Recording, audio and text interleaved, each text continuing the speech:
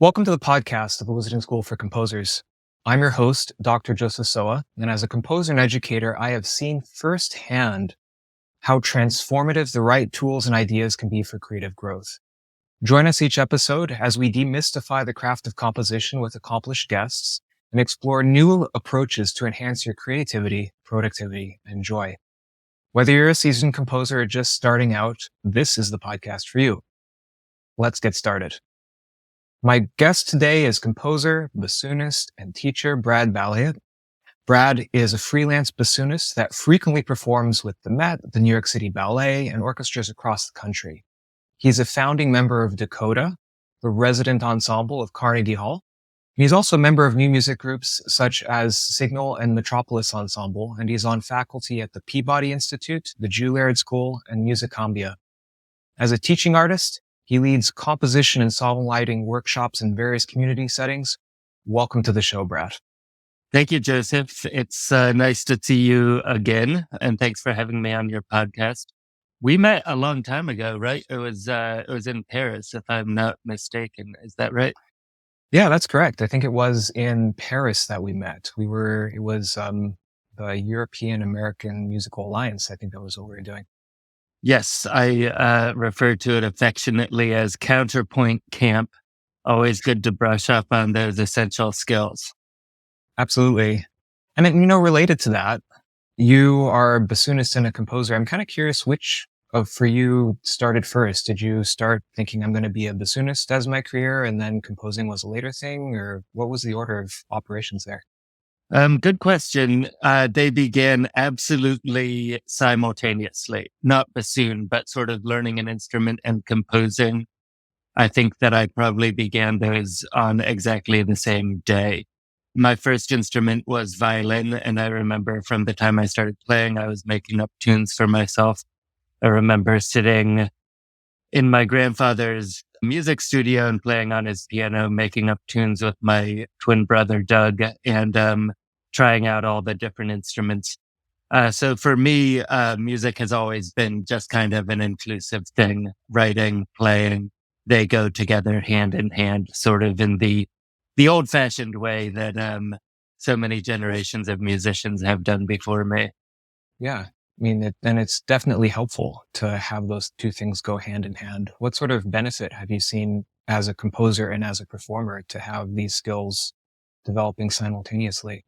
It took me a long time to sort of think about why it was that I was doing both instead of focusing on one. Although when I was young, it wasn't really something I thought about. I just wanted to do both. I thought both were fun. Before I started playing an instrument, I wanted to be a rock musician, and my brother and I would make up songs together and record them on cassette tapes and things like that. So I think that adding the instrumental element of it was really just deepening sort of the creative impulse. But these days, I encourage my students to write because I think just getting behind the mindset of a composer can really unlock a lot of possibilities for when you're learning music that is written by somebody else, and to sort of kind of think about the expressive choices, why they would have written something the way they did, and just sort of being able to say, I see the way that you're doing this and maybe even why you did it, even if in your own mind you're saying, I would have done it differently. I think that's a healthy approach for a performer to take. Yeah, I could definitely see that being beneficial. Do you have any stories where you've encouraged your students to do this and it's helped them perform their music better? Or do you have any stories in your own life where this has happened? Yeah, there was, for my own music, there was a time when I was, really concentrating on bassoon, especially during grad school. And in general, my career sort of has a pendulum between like focus on bassoon, focus on composition, and it goes back and forth like this. And there were certain things on the bassoon that seemed like sort of unapproachably challenging, or just things that I thought I wasn't good at, until I started writing more solo bassoon music. And oftentimes through improvisation, I'd find that I needed to be in a certain key or to do certain passages because I could really hear it in my head. And I thought, oh, it needs to be this way. My body sort of just followed my ideas and found a way to make it happen. And then once I sort of got over that hump, then those same things that seemed so hard when I was playing it in, let's say, a chamber piece by Schoenberg or Stravinsky or something like that, those things became easier because I had sort of experienced technical and creative necessity for getting over that technical hump. And I've seen similar things happen with my own students. I have a student now who is writing a lot of chamber music with bassoon. And suddenly, like, her high register has just blossomed and things have become much easier. It's more in tune. It's more projecting. It has a more penetrating sound. And I can't say for sure that it's because she's writing music, but I cannot imagine that it's not helping in some way. It seems from what I'm hearing, both from your experience and your students' experience, that some of this,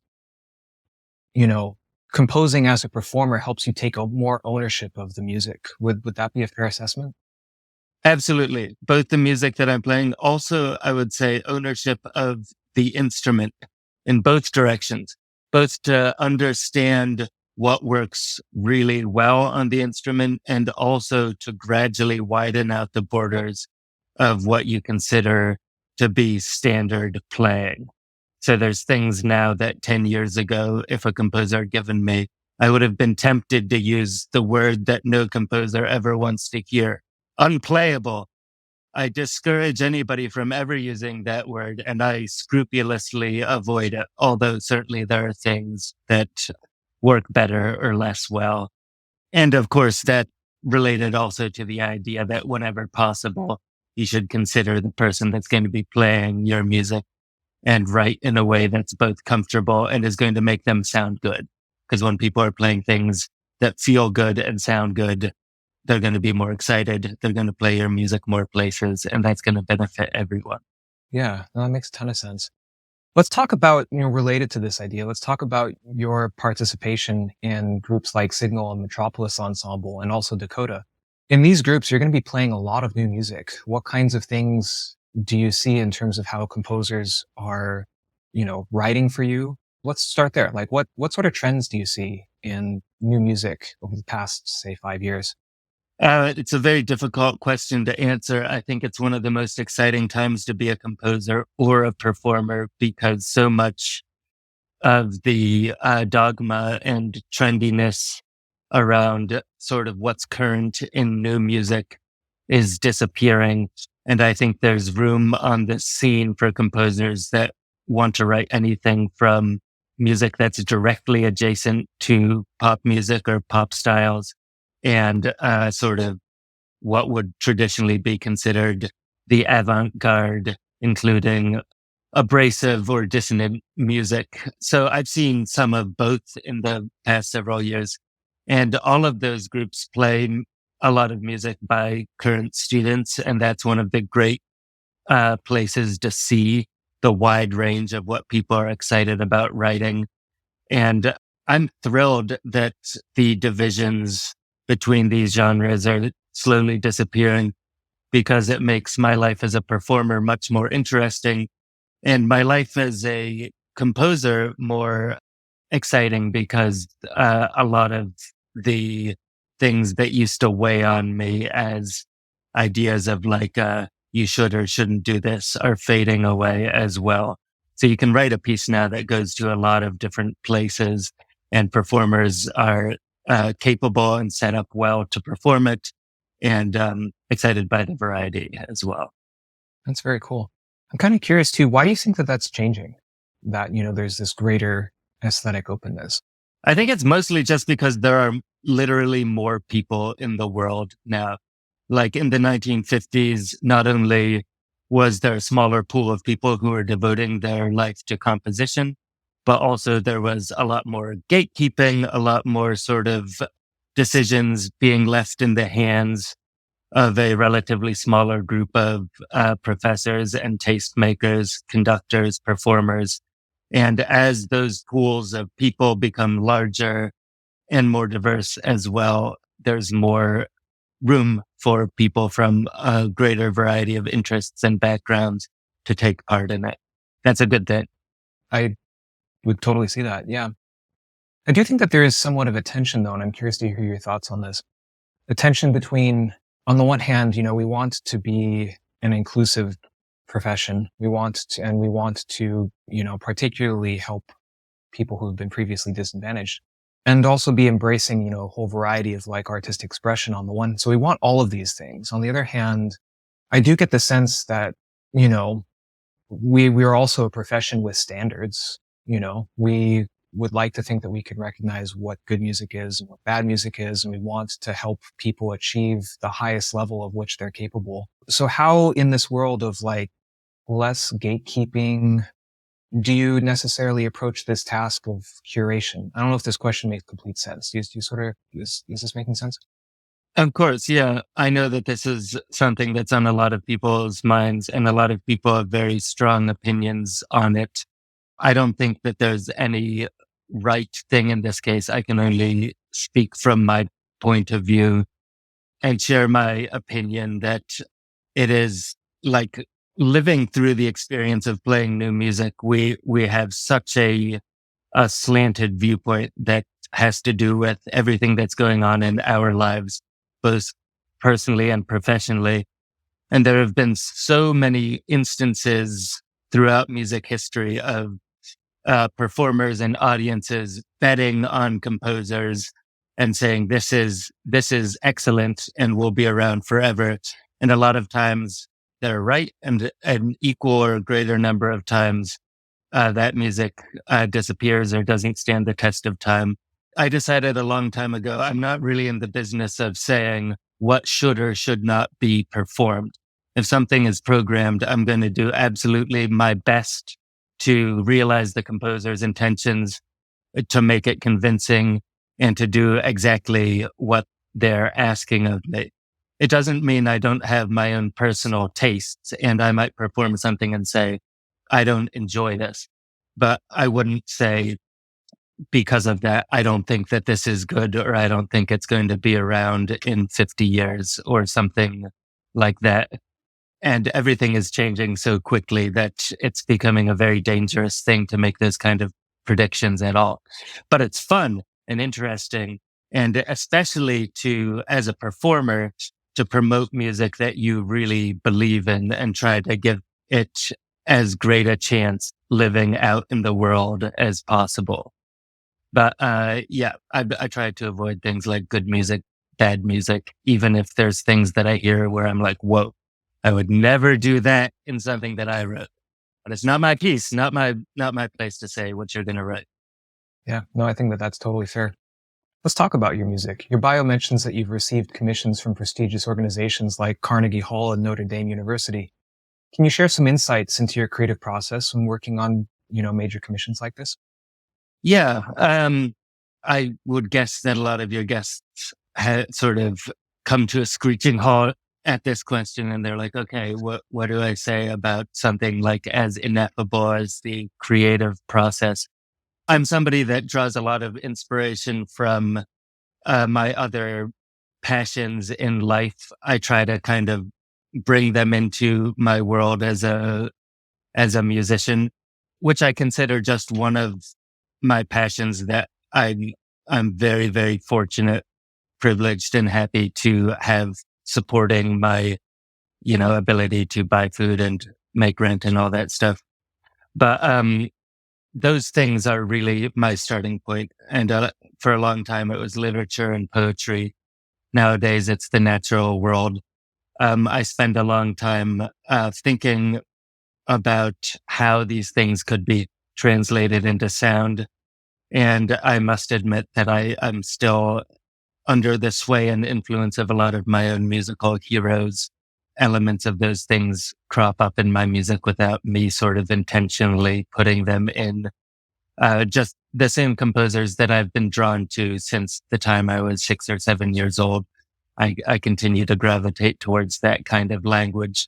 And I do oftentimes when I'm setting out on a new piece to try to do something new and push myself into territory that I haven't explored before. But maybe this is a question that I'd turn back on you as well as a composer. There is a very strange thing about fulfilling a commission that feels different than writing a piece from an inner compulsion, or even like approaching an ensemble or a person about working together on a piece and trying to find the funding on it. When I'm working out of an inner compulsion, things seem often very clear to me what they should be. That doesn't always mean they're successful, but I know what I want to do. When I'm working on a commission, a lot of times there's this like truly imaginary pressure to create something that is like challenging for me and oftentimes challenging for the audience in a way that I think is sometimes even unhelpful, because if somebody's asking me to write a piece, more often they're responding to something that I've written out of an inner compulsion that sort of flows more naturally from me. And sometimes if somebody says, would like to commission you, I start throwing up barriers in my own way. Is that something you've ever experienced? I'll be honest, I haven't, but it makes sense. It makes sense to me why that could happen. I think that because I've had to put in a lot of work, right? Like it's been a lot of effort I think one of the challenges that we face as composers, even in 2024, is that there's just a lot of mythology that surrounds our profession of like a composer should do this and a composer working looks like this. And this is, lots of shoulds, lots of assumptions. And, where we get these assumptions from, we could speculate about that endlessly. But the point is that, whether this is surrounding commissions or about other things, I think that a lot of us have to work through our assumptions about what it means to be a professional composer out in the world. And, I definitely spent like my time in the wilderness of just feeling that, yeah, this piece is excruciating to write. Like I'm thinking of a piece that I wrote, which incidentally, it actually was my first commission. This was my first commission for that I received from the Barlow Endowment. And that piece was incredibly difficult to write. And I think in part just because, kind of like what you're saying, is I was trying to make this like some be all end all kind of piece for like, yeah, this is the, sort of like the grand artistic statement kind of thing. But the result of that, I think, has just sort of sent me on this path of, you know what? I need to have energy beyond composing. I can't expend all of my emotional energy into composing because I have a life outside of composing. The other thing that I struggle with frequently, that is one of these demons that you really have to slay to get anything done, is imagining what your colleagues that you respect the most would say about things as you're working on them. It's such an unhelpful thing to do. And I take great solace in advice, mostly from writers, that confirm that, first of all, you're not setting out to get it right. You're setting out to get it written. That's a Julia Cameron thing. And then Anne Lamott says that first drafts are just uniformly terrible. And the sooner you accept that, the sooner you can get past the first draft. But if you're constantly commenting to yourself on how terrible the first thing you're writing is, then it's going to be really, really hard to get anything done. And I don't know for sure how other composers feel about things, but my favorite stage is the editing stage, when I can pretend that I'm editing somebody else's work. But you need just a slew of material to get to that point. And you also have to take great joy in destroying what you have previously created. It's a great feeling when you can get into that mindset. Yeah, no, totally. And that's another thing I can relate to as well, is I'm definitely on an editing side composer. What I've seen is composers tend to lead one way or the other. They're the composers that love playing in the sandbox and just inventing stuff. But when it comes time to organize it, that's when the demons come. And then there are, I think, composers like you and me where it's like, yeah, I'd rather not invent stuff. But, once I have stuff to play around with, yeah, let's do this. One strategy I have for avoiding creating material is to use bird songs as a source of material, regardless of whether or not the piece is about birds, or even if that will be kind of in the sphere of how the piece is presented. But I love birdsong for the variety and for the folk song quality of it that is available to really anybody that is able to get to a place where birdsong is audible. And they're not going to be upset if I use their material. And it's never going to be recognizable because there's no way to make, for instance, a bassoon or a trombone sound exactly like a magnolia warbler or a Swainson's thrush or something like that. Yeah, well, I mean, that was going to be the next thing I ask. When I think about birdsong, unsurprisingly, my mind goes to Messiaen. And I feel like his transcriptions tended to be on the literal side. They're literal, but even Messiaen, if you gave even a great ornithologist a recording of catalog of the birds, I think they would get maybe 10% of the birds right. Like, it is extremely stylized in a number of ways. First of all, it's much, much slower than actual birdsong. Second, it's harmonized. Third of all, he says that he expands the smallest interval he hears into a half step. And Messiaen had phenomenal ears. Nobody could ever deny that. But he also is taking great pains to have history remember him in a certain way, including saying that he transcribed all his bird songs by ear out in the field. We know that's not true. There are photos of his wife dragging around a huge recording apparatus, and there's many, many records of bird songs in his vinyl collection. Doesn't make any of the music less amazing or transformative. But Messiaen also does not own birdsong, and he, I think, would be very pleased to know that composers are continuing sort of where he left off and taking it in a plethora of other directions. And certainly I use birdsongs a lot, but I'm not the only one. There are many people who recognize the astounding beauty in the sounds. I wouldn't even call it music, but in the sounds that they make. Yeah. I want to dig into this and then we'll shift gears a little bit. What is your approach to bird songs? I mean, obviously you're doing some translation work. How do you approach using bird songs in your music?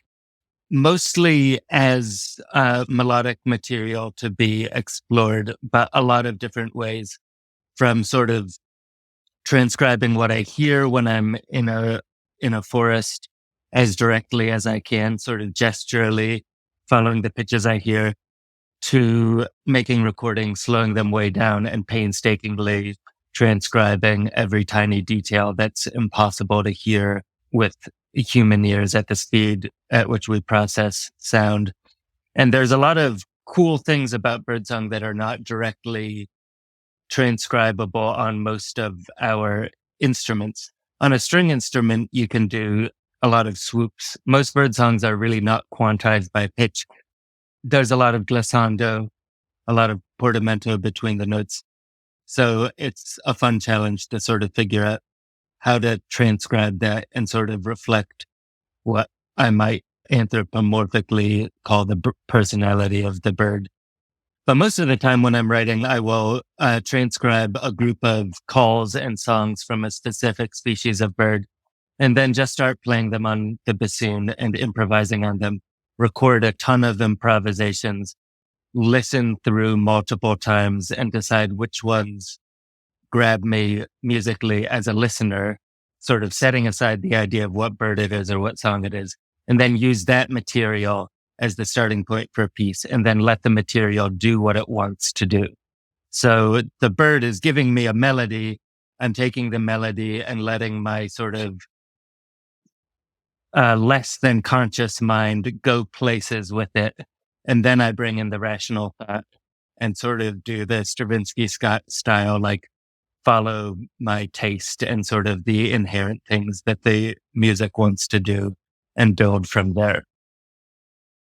But it's a little different every time. Yeah. Well, I mean, I'd expect that it'd be different every time. That's why it's a creative process, right? Mm-hmm.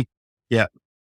One of the most intriguing aspects of your work, shifting gears now, is your involvement in Musicambia, where you lead composition and songwriting courses, workshops in prisons.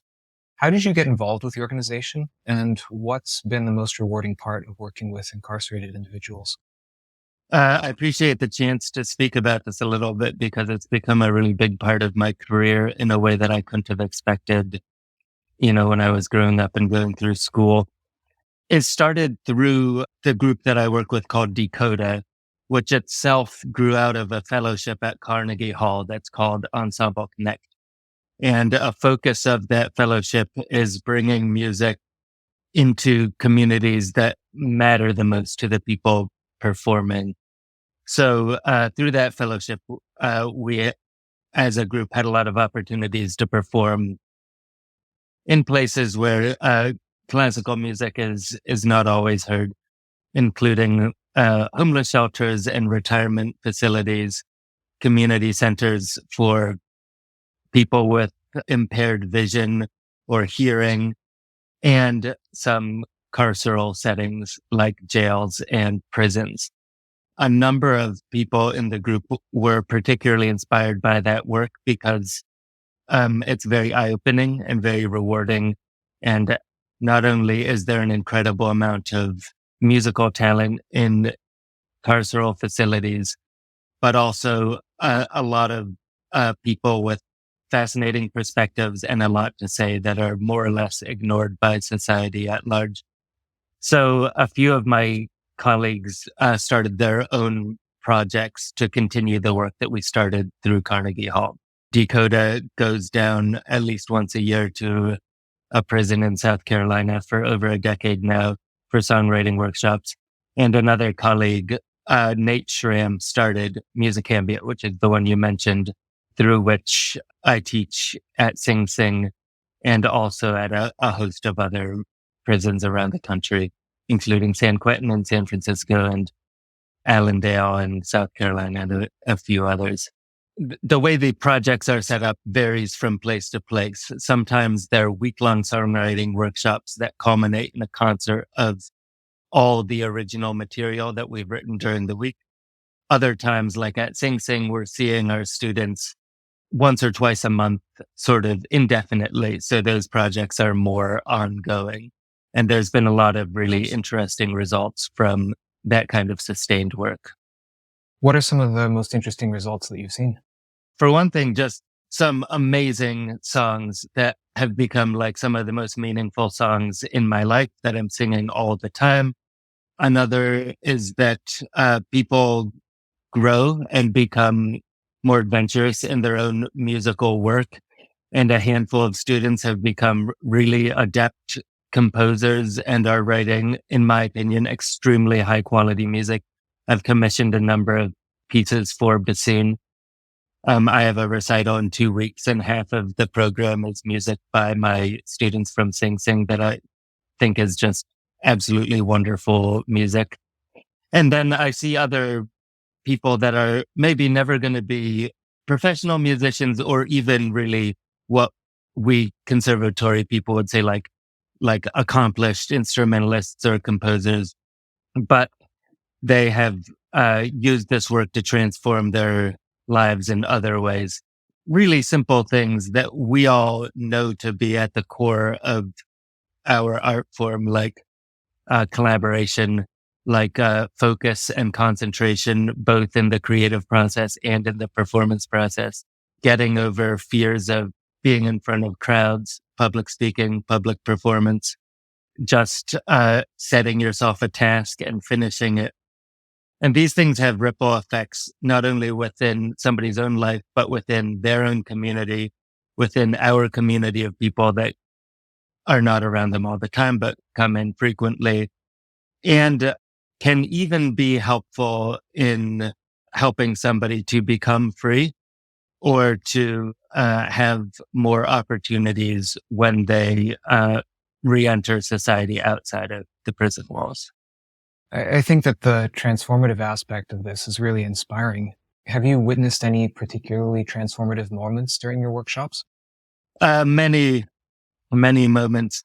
Kind of a classic example is and this is not something specific to work in prisons, but I think we see this just in any kind of creative, collaborative interaction. But sometimes there'll be somebody who is convinced that they sort of know best in a collaborative workspace, somebody that's used to working on their own or used to sort of calling the shots in the circles in which they work, kind of coming to the realization that their collaborators have some really interesting and great ideas and sort of setting aside an ego in order to create the best product. I've seen that happen many times, and oftentimes those people become really important leaders of an internal music community and end up uplifting many people and helping them to achieve better things than they have before. I've also seen instances where people get out of prison, and not everybody, in fact, 99% of people are not going to become professional musicians, but to see how people keep music in their life and make it an important part of their community. And then a few people, yes, do go on to do very inspirational things. They start going in and working as a teaching artist to help other people create things like that. But every project is full of little moments like this. And I encourage people to try this for themselves, because there's a lot of work available. There's a lot of grants available for this kind of work. And it does not need to be in a prison. Prisons are difficult to get into. They're hard projects to get set up. I think with some perseverance, everybody can make it happen. But it's really about finding the community in which you want to make a difference, because that's what's going to make it transformative for you and for the people that you're working with. So for a lot of people, that ends up being communities connected to their family or to some issue that has affected them personally or that they care about. And there's this myth around teaching artistry that it's for people that can't make it in some other field, or that doing it is harming your own playing because it's a little less serious or something like that. And I don't find any of that to be true. I find it all to be like what I was saying about performing and composing before. This is all part of just one sphere, and the sphere is music. And it's like a soccer ball where each hexagon is a different color or design or texture. You can rotate the soccer ball and look at all the different fragments, but they're all still part of the same item. Yeah, no, that makes a ton of sense to me. I think the other way that I describe it as well is that, to me, this teaching artistry is really putting a stake in the ground for your own art, literally cultural relevance. I mean, I don't think that there's anything more relevant that you can do than putting yourself in the community and, lifting up the community in these ways. It's not just about, here's my concert, come see me and never interact with me. Does that make sense? Yes, certainly. Yeah. The idea of cultural relevance is such a hard thing for so many artists. And I think especially for musicians that come out of a tradition that's burdened by so much as classical music is. And just saying that does sort of tangentially bring up another important point. It's very hard for me to put words to why I connect so much with the people that I work with in jails and prisons. And it's truly an honor and a pleasure to advocate for both the people and their creative work. But it shouldn't be glossed over that there is a real danger in doing this kind of work. If you're doing it for the wrong reasons, if you're presenting the work in the outside world in an exploitative way, or if you're not developing a relationship that is intended to last for a long time. I don't think there's anything morally wrong with a group going to a prison and performing one concert and then they never see people. That's fine. It can be very helpful, but don't call it something different than what it is, which is just a kind of enrichment experience. I make it a goal at this point in my career, to not start any project unless there's a very real possibility that it can be a lifelong relationship. And there's only so many lifelong relationships that you can have. So while I would love to be going into as many different facilities as possible and sort of get as many people started composing and thinking about things, I think the greater value is on collaboration over the long term. But it's a really difficult line to walk and something that takes a lot of thinking and reflection. Well, I'm curious, why is it that the collaboration over the long term, what is it about that makes it so appealing to you? Honestly, it's just the human element. Even for a place like we go once a year to Lee Correctional Institute in South Carolina, and the people that we work with there can rely on us coming back. They know that we're not going to disappear. But even still, they might have to wait a year or half a year to see us. And these weeks can be an incredible injection of positivity, of goodwill, of support, of collaboration in a place that oftentimes, truth be told, can be a place that is kind of hopeless. So there's a danger here that you can do some damage, that people will feel abandoned or used, or like you're not there for the right reasons, or that you care about them strictly for musical reasons. And sometimes that's true. Like our colleagues out in the music world, they are not our family. Sometimes they feel like our family, and sometimes they become our family. But other times they're just professional people that we're working with. But I mean, it's all about how you set things up. Again, there's nothing wrong with going into one place as long as the expectations are clear. Like, it's nice to meet you. We're going to get some great work together here now. And then possibly to provide a framework for what the usefulness of this is going to be. Otherwise, it's really like doesn't ever go beyond just temporary relief. It's like an aspirin or a Tylenol. Like that's good when you have a headache, and it's better if you have a bottle of Tylenol, because then when the headache comes back, you can have a little bit more. And I'm not pretending that these projects are solving anything about the justice system in the U.S. Ultimately, it is all temporary relief. But to give somebody a little taste of something and then to disappear from their life, it's just worth assessing the risk of the damage that can do. And I've spoken with both teaching artists and community members from a lot of different places who have had experiences where they've said, like, at a certain point, it's better not to do a project at all than to do it in the wrong way.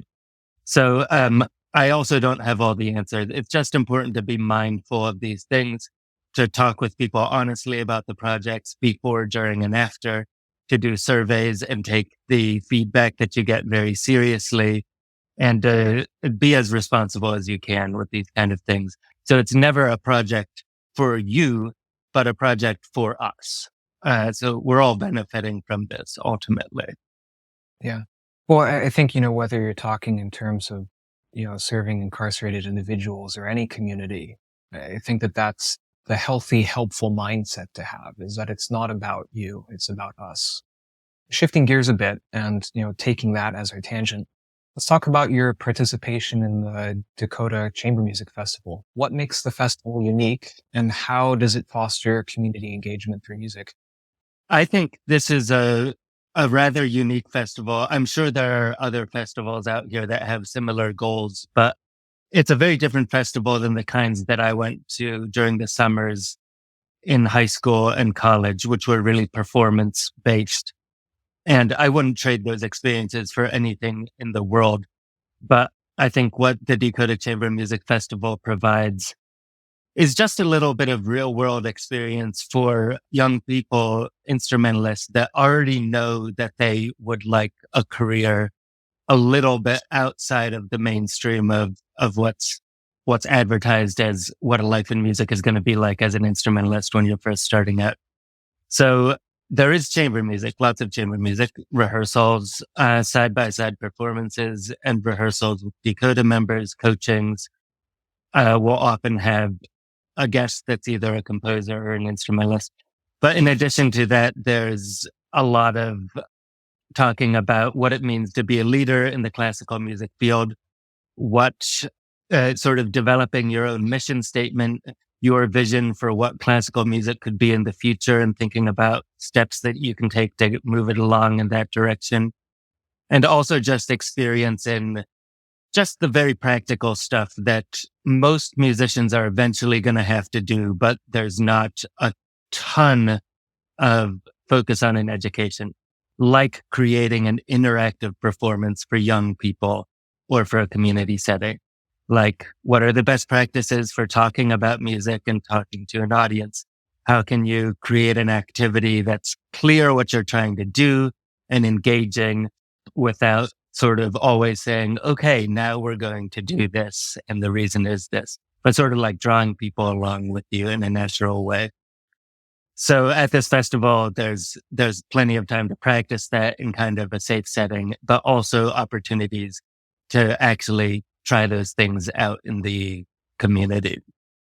So it's just kind of a little bit more of this like kind of holistic approach to a career in music like we've been talking about. Yeah, no, I really love that. What are some of the outcomes that you've seen from teaching music holistically like that at the festival? Well, we're still seeing it because we're in our 10th year of the festival, and a number of our early participants are professional musicians now. And for one, it's great to often see those musicians like out in the world, and we're playing with them now.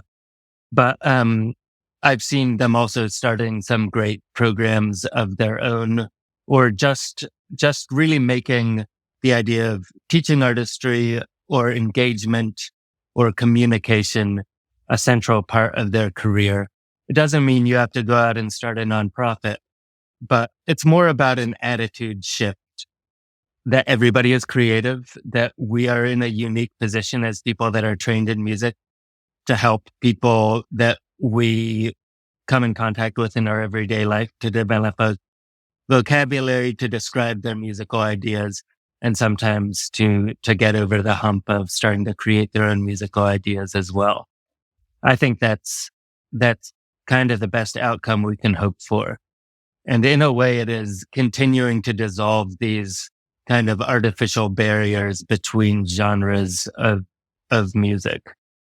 You know, when I was growing up, I loved all sorts of music, but I didn't think I was going to have a chance to play nearly as much like country music or hip hop as I have through working with songwriters in a huge variety of different settings. And that's been very rewarding. Even if I'm not playing these songs at Madison Square Garden, I'm still up on stage taking part in them. And it's just very fun. Yeah, I think that that's really cool. I now want to hear more country music with bassoon in it. Oh yeah, it's great. Well, we're coming up to the final minutes of this interview. So I have a couple more questions left for you. Looking ahead on the horizon, what exciting projects or collaborations do you have coming up right here in the immediate future? I'm starting work on a number of different pieces. One of the things that I like most is writing chamber music with wind instruments. I think it's a sort of corner of the classical music world that there's always room for more stuff. Most wind players I know are always excited to learn about new pieces. So I'm working with a couple of different ensembles for that. I have a recital coming up in April in Baltimore that I mentioned before, featuring these new music from my students at Sing Sing and some other pieces. I'm going to my very first International Double Reed Society conference this summer. I've always kind of avoided it because the idea of being around that many bassoonists really stresses me out, but I'm excited to go and sort of hear some of the new music that's being written for bassoon and to present some of my own. And, spring migration's right around the corner. I'm excited to get out into the forest and to hear the sounds, the symphony, the wall of sound from our avian friends. That sounds awesome. You know, it's funny. Out of all these projects, they all sound really cool. The thing I want to ask you is, do you have a favorite forest? Oh, my go-to is the park that's closest to my house here at the northern tip of Manhattan. It's called Inwood Hill Park. It's the only original forest left in Manhattan, and it is just extremely beautiful. It's a park that you can get into and forget that you're in a major city. And because of New York's unique position ecologically, we reap huge benefits from migration patterns, and all the New York City parks are really full of wildlife year round. So it's a very special place to have so close by. Yeah, that's awesome. Well, Brad, thank you so much for your insights and for sharing your experiences today. It's been a real pleasure. For our listeners who'd like to continue the conversation with you or learn more about your work, how can they find you or connect with you? Best way is through my website, bradballiet.com. You can also, there's a way to email me on there. I'm not much of a social media person, but you can follow me on what used to be called Twitter at Balliet Brad, just my name in reverse. And it is almost 100% bird videos. There's very little about music on there, but it comes up from time to time. But you can reach me through there as well. And I want to say thank you to you, Joseph, as well for having me and just for what you're doing for young composers everywhere. I hope that many people will see all of the great guests that you're speaking with and find some inspiration from it. Thank you. I appreciate that. It's, again, been a real pleasure to have you here. And that wraps our episode with Brad Balliett. Join us next week next time, as we continue to explore the world of composition and the inspiring individuals like Brad who shape it. Until then, keep composing, stay curious.